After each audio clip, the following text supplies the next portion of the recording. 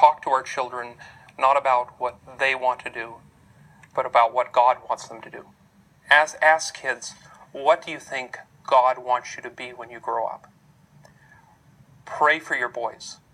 If you have daughters, pray for them. Pray for them that they will have that prayerful approach to life, and that whatever they do, it will be because that it's God's will for them, not their own will.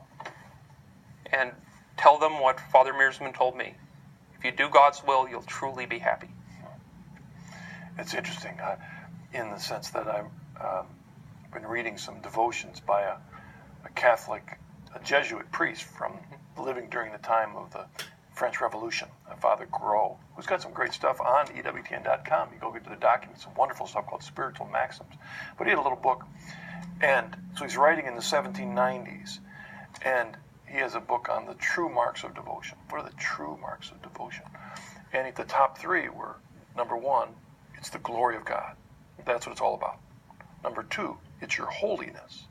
And then number three, it's happiness in relationship to the first two.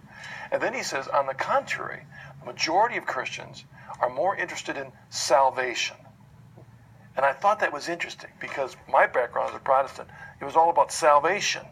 And in a sense, there's a very self-centeredness when your focus is on salvation, even if your focus is on saving others, as opposed to the glory of God, holiness, and then happiness. God knows each one of us better than we know ourselves. He knows the inmost recesses of our being.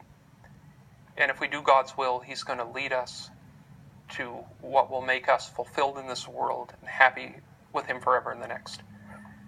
And that's what life needs to be about. That's salvation from the correct perspective, focused on God. You do God's will, salvation will follow right along. Right, very good. Let's